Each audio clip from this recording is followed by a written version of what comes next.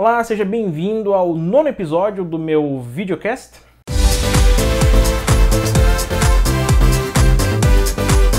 Olá, eu sou Alan Brito e esse é o 9º episódio do meu videocast que demorou só um pouco mais do que o esperado para ser lançado, mas eu garanto que a espera vai valer a pena, porque os assuntos que eu vou tratar aqui nesse videocast, nesse episódio, são muito interessantes. E antes de falar sobre os assuntos que eu vou abordar no videocast, eu já quero avisar que eu finalmente consegui cumprir aquela promessa que eu fiz de gravar tutoriais sobre as novidades do Blender 2.66, que nem é tão novo assim, mas ele já está quase para ser substituído pelo Blender 2.67. E como demorou um pouco, claro, para sair esse videocast, eu acabei gravando alguns tutoriais em vídeo nesse meio tempo. E alguns não, na verdade foram vários, bem uns 4 ou 5 tutoriais. E entre esses tutoriais eu consegui cumprir aquela promessa, como eu já comentei, como eu já havia falado antes, de mostrar alguns dos principais recursos das novidades do Blender 2.66. E quais foram essas novidades? A primeira delas foi a renderização de cabelos usando partículas e usando o Blender Cycles.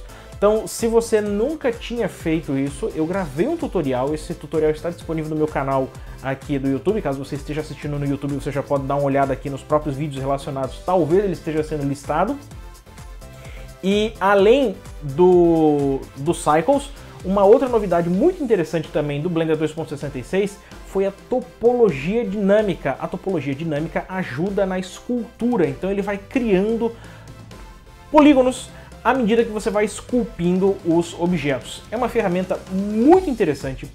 Ela faz com que o Blender se aproxime cada vez mais aí de ferramentas especializadas em escultura. Só para lembrar, o Blender não é uma ferramenta especializada em escultura, ele faz escultura, mas não é a sua especialidade, é apenas mais uma opção de modelagem que ele oferece para os seus usuários, mas mesmo assim não deixa de ser interessante. E só para encerrar os tutoriais, só para falar um pouco mais sobre os tutoriais, eu ainda lancei 2 tutoriais diferentes, sem nenhuma relação com o Blender 2.66 no meu canal. Um deles que fala sobre um possível novo recurso do Blender 2.67, que é a régua 3D, uma opção muito interessante, quase como uma linha de cota que é adicionada lá no Blender. E o outro é um add-on que eu uso com muita frequência, que é um dos meus add-ons favoritos para modelagem para arquitetura, que é o Edge Tools. Inclusive é um dos add-ons que eu mais uso no curso de modelagem para arquitetura com Blender do eadalambrito.com. E por falar em eadalambrito.com, não custa nada comentar algumas novidades, algumas coisas, alguns cursos que foram lançados nesse meio tempo também lá no eadalambrito.com. Não só cursos, mas algumas atualizações em relação às aulas de alguns outros cursos que já existiam, Então, nesse meio tempo, um curso sobre materiais e texturas com SketchUp foi lançado. Então, caso você queira aprender a trabalhar com materiais e texturas no SketchUp, lidar com mapeamento UV, com posicionamento de texturas, com o uso e manipulação de bibliotecas de texturas e materiais, com estilos do SketchUp. Se você quiser aprender, se você quiser dominar esses aspectos do SketchUp, então tem o curso sobre materiais e texturas com SketchUp, lá do eadalambrito.com, que vai ajudar você a entender esses aspectos do software. Só lembrando, o SketchUp sozinho não consegue criar fotorrealismo, ele vai mais adicionar as texturas nas superfícies com o intuito de representar, de mostrar, de dar um contexto para essas superfícies. Então, por exemplo, uma superfície que é de madeira, você vai conseguir aplicar uma textura de madeira naquela superfície. E assim por diante. Isso vale para tijolos, vale para metais, qualquer superfície que possa ser contextualizada, você pode usar os recursos do SketchUp para manipular materiais para fazer isso, materiais e texturas para fazer isso. E além disso, mais uma aula no curso de composição e efeitos com Blender foi lançada também. A aula 4 desse curso já começa a abordar como é que funciona o tracking de câmera no Blender, que é um dos recursos que foi adicionado ao Blender para o projeto Tears of Steel. Então, se você estava curioso para saber como é que funciona a parte de tracking de câmera com Blender, você vai aprender nessa aula 4, se eu não me engano é a aula 4, sim, é a aula 4 do curso. eu já mostro como é que funciona o tracking com um ponto apenas. E você está vendo um vídeo aí. O que eu faço nessa aula? Eu mostro como é que você faz para rastrear um ponto que está marcado, por exemplo, no meu próprio dedo. E sobre esse ponto eu faço com que um objeto fique emitindo, por exemplo, fumaça e fogo, que é uma simulação de física do Blender. E você pode renderizar isso por cima do vídeo fazendo uma composição. Então, como curso de composição e efeitos, nada melhor do que fazer um exercício como esse para mostrar como é que funciona tanto o tracking como a criação de efeitos baseados em física. Então, se você está participando desse curso, pode conferir essa aula que você provavelmente, eu acredito que você vai gostar muito do conteúdo. É uma aula muito interessante. E só para encerrar o assunto das aulas do eadalambrito.com, eu lancei a nova versão do curso de animação 3D com Blender. O curso de animação 3D era um dos únicos do eadalambrito.com que ainda estava totalmente formatado e gravado com aulas gravadas para o Blender 2.5. Eu estou atualizando esse curso para o Blender 2.6. E esse curso ele está recebendo, além de novas aulas, conteúdos relacionados ao Blender 2.6, ele está recebendo, claro, novas aulas e material diferente do que existia antes no curso de Blender 2.5, no curso de animação 3D com Blender 2.5. Que materiais são esses? Só para exemplificar, tem uma aula, por exemplo, em que eu abordo como é que você consegue criar animação sincronizada com áudio. Sim, isso é possível no Blender? É perfeitamente possível. E eu mostro nessa aula, você está vendo aí um pequeno trecho de um vídeo que faz parte dessa aula, onde eu mostro como é que você faz para animar, para associar, por exemplo, keyframes de um objeto ao movimento ou à oscilação de ondas sonoras de um arquivo MP3, por exemplo. Então, você quer dar uma olhada como é que fica o resultado final, como é que isso fica? Esse vídeo que eu vou mostrar agora é o resultado de um dos exercícios do exercício que é feito nessa aula, em que eu animo as propriedades de um material do tipo Halo. Eu associo o tamanho desse material, o size do Halo, às ondas sonoras. O resultado é muito interessante, vamos dar uma olhada.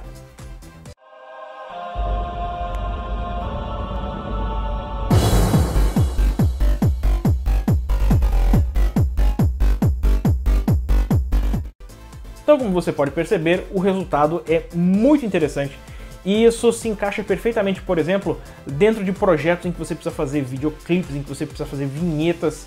Isso ajuda muito, isso facilita bastante o trabalho. E nessa aula, essa nova aula do curso de animação 3D com Blender, com a versão 2.6, você aprende a criar exatamente esse tipo de animação lá com o Blender. Então, se você tiver curiosidade, se você tiver interesse em conhecer mais sobre esses cursos, visite lá o eadalambrito.com que você vai conhecer mais sobre todos esses cursos e os outros cursos também que eu ofereço lá no site.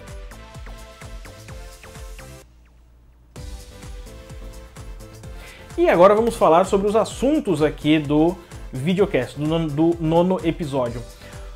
O que eu vou abordar nesse videocast? Eu vou abordar alguns assuntos muito interessantes que foram inspirados no último videocast. Caso você não lembre, caso você não tenha assistido, eu recomendo que você assista. Caso você não tenha assistido ainda, eu falei no último videocast sobre placas de vídeo, sobre o lançamento da GeForce Titan. E inspirado pelos comentários, pelas perguntas, pela grande demanda, pela grande quantidade de dúvidas que surgiram em relação a esse tipo de conteúdo, eu prometo que nos próximos videocasts eu vou falar mais sobre esse assunto.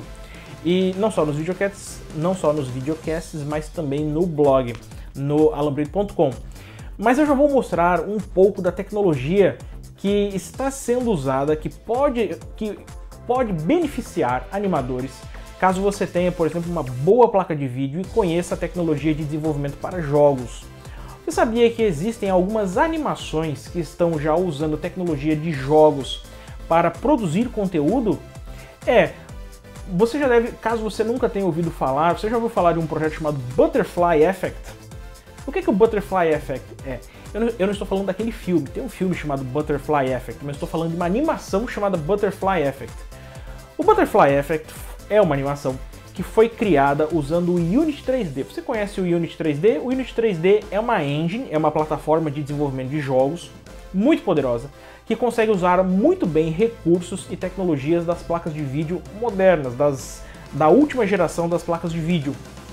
Então, Qual era o objetivo desse Butterfly Effect? Era simplesmente mostrar que é possível produzir uma animação 3D totalmente usando ou unicamente usando tecnologia de jogos. Então, se você for analisar a grosso modo um jogo nada mais é do que uma animação interativa, em que quem está assistindo tem controle sobre alguns aspectos do que está acontecendo dentro dessa animação. Claro, um jogo é muito mais complexo do que isso, mas nós podemos resumir um jogo como sendo uma animação interativa. Se você pegar essa mesma tecnologia e deixar a animação ou deixar a história com um segmento linear, sem que o usuário possa ter, por exemplo, a escolha de para onde vai um personagem ou o que vai acontecer em uma determinada ação, você transforma isso numa animação linear. E qual é a vantagem em produzir uma animação como essa usando tecnologia para jogos? Velocidade. Você não tem aqueles tempos de render absurdos que você tem geralmente com uma animação tradicional. Então, caso você tenha curiosidade em conhecer mais sobre o Butterfly Effect, eu estou colocando alguns vídeos que mostram trechos da produção do Butterfly Effect, e eu vou colocar também, claro, um vídeo aqui embaixo, um link nas notas aqui desse videocast, onde você vai conseguir assistir a animação na íntegra e também o making of, caso você esteja vendo. Se você estiver assistindo esse vídeo pelo meu blog, você vai ver aqui nas notas do próprio, aqui no próprio artigo, vai ter uma lista com os links com o material que eu vou falar aqui sobre o Butterfly Effect. Você vai encontrar muitas referências, inclusive um link lá para o site do Unity, onde ele lista algumas características, alguns aspectos técnicos do Butterfly Effect. E por que eu acho que você precisa ficar interessado, que você deve prestar bastante atenção em relação ao Butterfly Effect? Porque essa é uma tendência de futuro para qualquer coisa relacionada à computação gráfica.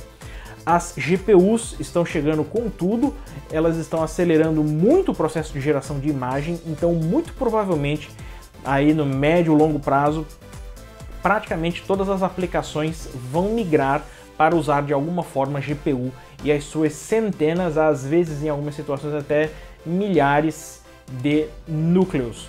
Então você já tem aí render farms que usam GPU, você já tem uma série de estruturas que são otimizadas para renderizar por GPU, então você deve estar atento para isso, para não ficar de fora, para conseguir aí aproveitar todo esse benefício que a renderização por GPU oferece para quem resolver usar esse material, para quem usar essa tecnologia a seu favor para produzir animações e imagens de maneira muito mais rápida. Agora você pode estar pensando, e essa renderização por GPU, será que ela vai me ajudar a fazer aquelas imagens fotorrealísticas? Ela vai me ajudar a fazer imagens com realismo extremo? Vai ajudar sim. Mas talvez ainda você não tenha pensado, nunca tenha tido contato com algumas tecnologias ou alguns formatos de geração de imagem que podem necessitar de um pouco menos de hardware e serem mais produtivas para algumas situações bem específicas. Por exemplo, você já ouviu falar de um modo de renderização chamado NPR, Non-Photorealistic Rendering. O que é o NPR? O NPR nada mais é do que uma renderização que é exatamente o oposto do fotorrealismo. Ela prima pela estilização das formas e ela gera, por exemplo, uma série de imagens que são totalmente estilizadas, como eu já falei. E o que é essa estilização? Você vai ter imagens renderizadas, por exemplo, com aspectos do tipo cartoon, você vai ter imagens renderizadas com aspectos relacionados, por exemplo, à pintura à mão livre. Você vai ter uma renderização muito mais simplificada. Dependendo da maneira como você renderiza essas imagens, a sua demanda por hardware para gerar essas imagens ou animações vai ser muitíssimo mais, muito menor do que aquela demanda que você tinha para gerar imagens fotorrealistas. Tudo que você precisa, claro, é um software especializado, um filtro, algum processo que permita que você gere esse tipo de imagem. Na maioria dos renderizadores ou nos softwares 3D, você tem alguma maneira de gerar uma imagem em NPR. Por exemplo, lá no 3ds Max você tem um shader do tipo Ink. No Blender você tem a possibilidade de trabalhar com um renderizador externo chamado Freestyle. Eu quero aproveitar esse gancho sobre o NPR para falar sobre o Freestyle. O que é o Freestyle? Freestyle é um renderizador de código aberto que está para ser integrado ao Blender. Como eu já falei, o Blender ele tem esse suporte, você pode usar o Freestyle junto com o Blender, só que ele antigamente, há muito tempo atrás, ele era um renderizador externo, você tinha que instalar, fazer um processo parecido com o que nós fazemos hoje com o IAF-Array, com o Lux Render, e a proposta, ou pelo menos surgiu uma ideia, de integrar o Freestyle ao Blender. Isso foi em 2008 ou 2009. E desde então não se tinha ainda uma versão integrada do Freestyle ao Blender. E muito provavelmente nos próximos meses ou nas próximas semanas nós vamos ter uma novidade muito interessante em relação ao Blender 2.67, que é a integração do Freestyle com o Blender 2.67. Isso está para acontecer, está muito próximo. E o que você vai ganhar com isso? Você vai conseguir gerar, por exemplo, imagens do tipo cel shading, você vai conseguir gerar uma série de imagens estilizadas diretamente dentro do Blender, sem precisar levar essas imagens, essas sequências de imagem para outro software. Você vai conseguir fazer tudo dentro do Blender. Quer ver um exemplo da produção desses animes usando o Blender?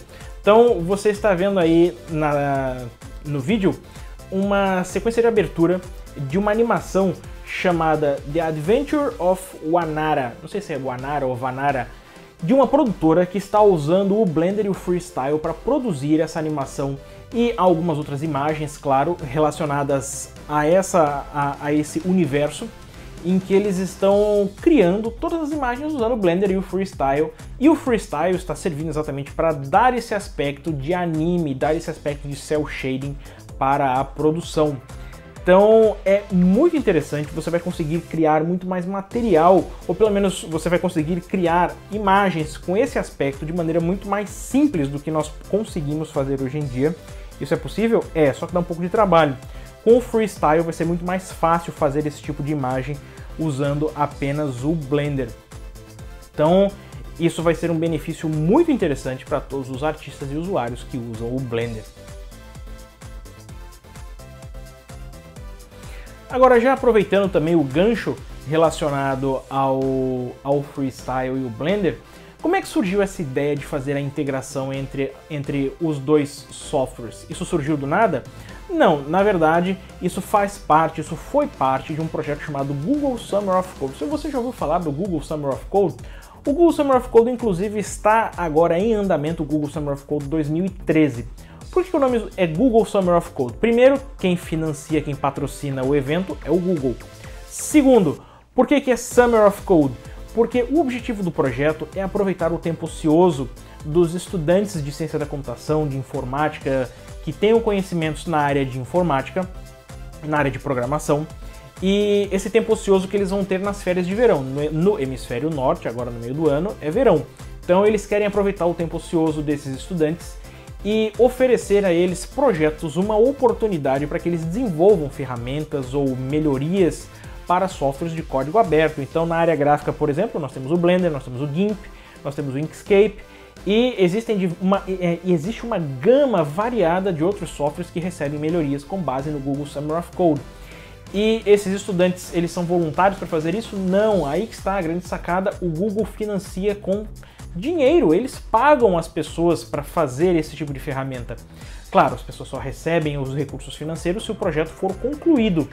E o que você precisa fazer para participar? Ah, eu me interessei, vou ter um tempo livre agora no meio do ano e eu quero participar. Você vai visitar o site do Google Summer of Code, eu vou colocar um link aqui na tela para que você possa fazer lá a sua inscrição. Você pode visualizar quais são os projetos, quais são os softwares que estão aceitando projetos, e caso você consiga a sua aprovação, você vai precisar de um professor mentor, de uma pessoa que vai ser mentora do seu projeto, e essa pessoa vai ajudar você, o objetivo dela é ajudar você no desenvolvimento desse projeto, e caso você consiga entregar todo o material, você recebe aí o benefício financeiro que o Google oferece. E não é pouco, é muito mais de $1000, eu não lembro exatamente qual é o valor, mas é um valor bem razoável, principalmente se você for estudante.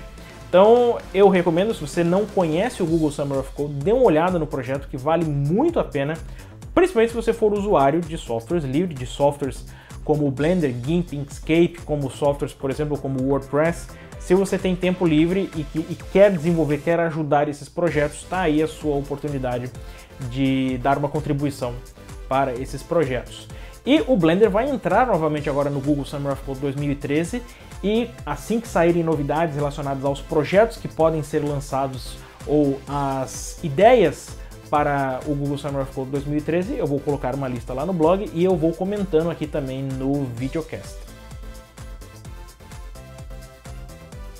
Então, só para encerrar aqui o videocast, o tempo já está ficando um pouquinho, nós já estamos prolongando um pouquinho o tempo. Eu espero que você tenha gostado dos assuntos que eu trouxe aqui para mostrar hoje, espero que você tenha entendido tudo. Então nós falamos sobre o Butterfly Effect, a tecnologia de GPU, a tecnologia de jogos para a produção de animação. Nós falamos sobre renderização do tipo NPR, agora você já sabe o que é uma renderização do tipo NPR, você pode até tentar procurar aí, caso você não seja usuário nem do 3ds Max nem do Blender, que foram os dois softwares que eu citei aqui, você pode procurar aí outras técnicas, outras ferramentas no software que você usa para produzir imagens do tipo NPR. Você sabe o que é o Freestyle, nós falamos sobre o Freestyle, quais são os benefícios e como é que ele funciona, ou pelo menos qual é o objetivo dele funcionando junto com o Blender, que é exatamente gerar essas imagens NPR. Você viu até um exemplo daquela animação ou daquele universo que está usando, daquela produtora que está usando o Blender e o Freestyle para produzir material para o universo lá do The Adventure of Wanara. E você também aprendeu o que é o Google Summer of Code. Nós falamos sobre o Google Summer of Code, que está em andamento, que está agora praticamente, ou pelo menos mais alguns dias, ele vai ter a submissão dos projetos encerrados, se é que já não encerrou. E você já sabe qual é o benefício, o que você ganha participando desse projeto e a importância que ele tem para todos os softwares de código aberto que fazem parte aí do hall de fundações e institutos que recebem os benefícios do Google Summer of Code mediante o patrocínio de trabalhos de estudantes que querem melhorar esses softwares. Então eu espero que você tenha entendido, espero que você tenha gostado desse videocast. Só para reforçar, se você gostou do conteúdo, se você chegou até aqui, eu acredito que você tenha gostado do vídeo. Então se você gostou, dê um joinha, compartilhe, comente, principalmente compartilhe esse vídeo, ajude outras pessoas que não sabem desses conteúdos a conhecer o Freestyle, o Butterfly Effect, a conhecer o Google Summer of Code e a conhecer a renderização em NPR. Então, novamente, dê um joinha, compartilhe, comente. Então, eu espero que você tenha gostado desse videocast e eu vejo você no próximo episódio. Então, até a próxima!